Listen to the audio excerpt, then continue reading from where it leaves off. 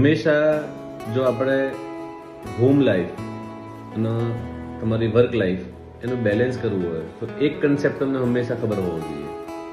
કયો concept? Time managers are always busy, try to be a priority manager. આપણે ઘણી વખત કહીએ છીએ ને એ ટાઈમ જ નથી, બરોબર? જે નવરું હશે એની જોડે આમે ટાઈમ નહીં એટલે તે નવરો છે, બરોબર? બિઝી એ જ હોય કે જે કામ કરતો હોય એને જ ટાઈમ શોધવાનો હોય. એટલે આપણે ટાઈમ કાઢવો કોને હોય? જે બહુ બિઝી હોય એને જ ટાઈમ કાઢવાનો હોય, બરોબર? એટલે એ તમારે ટાઈમ કઈ રીતના કાઢવો છે એના માટે તમારે પ્રાયોરિટી મેનેજ કરતા શીખવું જોઈએ. અને પ્રાયોરિટી કઈ રીતના મેનેજ કરી શકાય તમને ખબર હોવી જોઈએ તમારી પ્રાયોરિટી કઈ છે. જેમ કે હું મારી પોતાની પર્સનલ લાઈફની વાત કરું તો અહીંયા આગળ એક નંબર ઉપર પર્પસ. મારી સૌથી પહેલી પ્રાયોરિટી શું છે? પર્પસ. પર્પસ એટલે તમારી લાઈફનો કોઈ એવો હેતુ, ગોલ નહીં. ગોલ અને પર્પસમાં થોડોક ડિફરન્સ છે. ગોલ કદાચ મટીરિયાલિસ્ટિક હોઈ શકે, સ્વાર્થી હોઈ શકે, એટલે મારા માટે હોઈ શકે. પણ પર્પસ છે ને એ મારો છે પણ આ દુનિયા માટેનો છે, આ વિશ્વ માટેનો છે, એક જન કલ્યાણ માટેનો છે, લાંબા પર્સપેક્ટિવથી છે, બરોબર? જેમ કે ડોક્ટર બનીને પૈસા કમાવો એ મારો ગોલ હોઈ શકે, પણ જે ભગવાને મને શીખ્યું છે, જે મને ફિલ્ડની અંદર મૂક્યો છે અને એ ફિલ્ડનો ઉપયોગ કરી હું મેક્સિમમ લોકોને ફાયદો કરી શકું અને લોકો સુધી પહોંચી શકું. જેમ કે આપણે એક ગર્ભ સંસ્કારની વાત લઈએ તો ગર્ભ સંસ્કારની મદદથી હું મેક્સિમમ લોકો સુધી પહોંચી શકું એ મારું પર્પસ હોય. કેમ? કારણ કે એનાથી આપણે આ પૃથ્વી સુધારી શકીએ. એક જીનિયસ બેબી આવશે તે આવનારું ફ્યુચર ભારતનું સુવર્ણ કરશે, બરોબર? તો એના માટે શું અગત્યનું છે? તમારી પ્રાયોરિટી હોવી જોઈએ. એટલે તમારે પહેલા તમને ખબર હોવો જોઈએ તમારો પર્પસ, તમે શું કરવા માંગો છો, બરોબર? સેકન્ડ તમારી શું હોવી જોઈએ? શું લખ્યું છે બીજું મારું? પીસ. પીસ એટલે શાંતિ. શાંતિનો મતલબ એવો છે કે આપણે કોઈ પણ આત્મા આ પૃથ્વી પર આપણો દેહ ત્યાગ કરીએ આપણે શું કહીએ છીએ? રેસ્ટ ઇન પીસ કહીએ છીએ ને. એની આત્માને શાંતિ આપજો. તો આપણે અત્યાર સુધી આપણા શરીરને કેવી રીતના ગણીએ છીએ? એક ફિઝિકલ બોડી ગણીએ છીએ. પણ જેમ ગીતામાં કીધું છે કે આ તો કપડા છે, દર જન્મમાં આપણે કપડા બદલીએ છીએ. આપણો મેઇન હેતુ અંદર શું છે? આપણો આત્મા. એને આપણે ભૂલી જઈએ છીએ. આત્મા કહો કે સોલ કહો કે તમારી અંદર ટ્રુ સ્પિરિટ કહો કે જે ગણો તમે એને, બરોબર?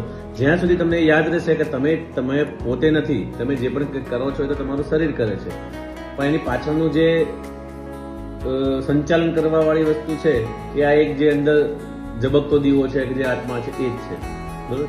એને શું જોઈએ? ખોરાક તમે હવા પાણી ખોરાક ખાઓ છો એ તો શરીર માટે છે, પણ આત્માનો ખોરાક શું છે? શાંતિ. એટલે તમારું મારું બીજું પર્પસ છે શાંતિ. કંઈ પણ હોય તો લોકો મને જયારે આમ બહુ જ એમ કહીએ ને કે લાઈફમાં ડામાડોળ થઈ ગયું હોય ને આમ કંટાળો આવતો હોય કે બહુ તકલીફો પડવા જેવું લાગતું હોય તો આંખો બંધ કરીને અડધો કલાક મેડિટેશન કરવાનું. એટલે આત્માને જે ખોરાક જોઈએ છે મળી જાય, ફરીથી એનર્જાઇઝ થઈ જાય, ફરીથી નવેસરથી નવું કામ કરવા તૈયાર થઈ જાય, બરોબર? એટલે આત્માનો ખોરાક છે પીસ, બરોબર? દરેકને માટે હોય, પણ મારું બીજું જે પ્રાયોરિટી છે એ છે પીસ. હવે આ પ્રાયોરિટીનો મતલબ શું થયો? આ પ્રાયોરિટીનો મતલબ, ચલો પહેલા હું મારું બધું કહી દઉં. થર્ડ નંબર ઉપર શું છે? ટ્રુથફુલનેસ અને હોનેસ્ટી. ત્રીજા નંબરની મારી પ્રાયોરિટી છે સચ્ચાઈ અને પ્રમાણિકતા, બરોબર? હવે જો એવું કોઈ પણ કામ હોય કે જેમાં સચ્ચાઈ ના હોય, એટલે ટ્રુથફુલ ના હોય અથવા તો પ્રામાણિકતા ના હોય તો એ લગભગ હું ના કરું, અથવા મને એમાં કરવામાં મજા જ ના આવે. એનું ક્યારેય ગમે એટલું ભલે કરોડો રૂપિયા આપતું હોય હું પ્રયત્ન કરું કે એમને એવોર્ડ કરું. કેમ? કારણ કે મારા પ્રાયોરિટીમાં આવતું જ નથી. અને ક્યાં જવું એ ખબર નથી. એનો મતલબ છે કે એક જહાજ છે જેને આપણે દરિયામાં ફેંકી દો, એનો કોઈ કેપ્ટન ના હોય તો બહુ જ રેર ટુ રેર શક્યતાઓ છે કે કદાચ કિસ્મતથી જ એના ડેસ્ટિનેશન ઉપર પહોંચશે. પણ જો એને એના ડેસ્ટિનેશન ઉપર પહોંચાડવી હોય તો એના કેપ્ટન પણ જોઈએ ને કેપ્ટનની જોડે નકશો પણ જોઈએ. તો લગભગ 99% શક્યતા રહેશે કે કેપ્ટનને જ્યાં પહોંચવું છે ત્યાં આગળ એના જહાજને પહોંચાડી શકશે, બરોબર? તમે તમારી જિંદગીના કેપ્ટન છો, બરોબર? અને તમારો ગોલ એ તમારો નકશો છે. તમારું પર્પસ છે, તમારો નકશો છે. તમારી પાસે નકશો હોય અને તમે કેપ્ટન બનવા તૈયાર હો તો કોઈની તાકાત નથી તમે સફળતા સુધી ના પહોંચી શકો. બરોબર? અને સફળતા પ્રાપ્ત કરવા માટે જીતે એ જ જે લડે છે, જે લડતો જ નથી એ કદી જીતતો પણ નથી. તમારે જિંદગીમાં સફળતા પ્રાપ્ત કરવી હોય તો ડેફિનેટલી તમારે પગલા તો માંડવા જ પડશે, અને એ પણ સફળતાની દિશામાં. બરોબર? હેલ્થ તમે બધા જોજો, આ સારી વાત કરાઈ. છેલ્લામાં મેં હેલ્થ રાખ્યું છે, અને એટલે કદાચ છે ને હું હેલ્થમાં એટલો બધો નથી, કારણ કે 7 નંબર પર રાખ્યું છે. બરોબર? ખરેખર હેલ્થને તમે વધારે પ્રાયોરિટી પર રાખો ને તો કદાચ બાકીના પર્પસ બહુ ઇઝી થઈ જાય. કેમ? કારણ કે હેલ્થ સારી હશે ને તો બીજા પર્પસને તમે સેટ કરવા માટે આગળ વધી શકશો. પણ મેં હેલ્થને છેલ્લું રાખ્યું છે, એટલે કદાચ રાતે 2 વાગે લેક્ચર લેવાનું થાય તો ઉઠી જાઉં, પછી એ વખત મારે ઊંઘ ના જોઉં. બરોબર? ક્યારેક હેલ્થ પ્રાયોરિટી 7 નંબર ઉપર છે અને કોન્ટ્રીબ્યુશન કેટલા ઉપર છે? 6 નંબર ઉપર. એટલા માટે મોટા ભાગે મહિનાની અંદર 30 થી 15 થી 20 દિવસ 5 વાગે 6 વાગે જમું છું. ઓપીડી 5 વાગે 6 વાગે પૂરી થાય તો પછી 6 વાગે જમવા જાઉં છું. બરોબર? પણ મારી પ્રાયોરિટી 7 નંબર ઉપર છે એટલા માટે, કારણ કે એ વખત હેલ્થની પ્રાયોરિટી નથી. પ્રાયોરિટી કોન્ટ્રીબ્યુશન એટલે સર્વિસ, સેવા. અહીંયા આગળ જે પણ પેશન્ટ આવે છે અને આપણે સેવા આપવાનો પ્રયત્ન કરીએ એટલે હું 5 વાગ્યા સુધી બેસી રહું, 6 વાગ્યા સુધી બેસી રહું, 4 વાગ્યા સુધી બેસી રહું. જો હેલ્થ પ્રાયોરિટી હોત તો હું 11 થી રિસેસ પાડી દઉં, પછી 11 થી 12 રિસેસ છે, કાં તો 12 થી 1 રિસેસ છે. દુનિયા આમની જેમ થઈ જાય. 12 થી 1 માં જમી આવવાનું જ.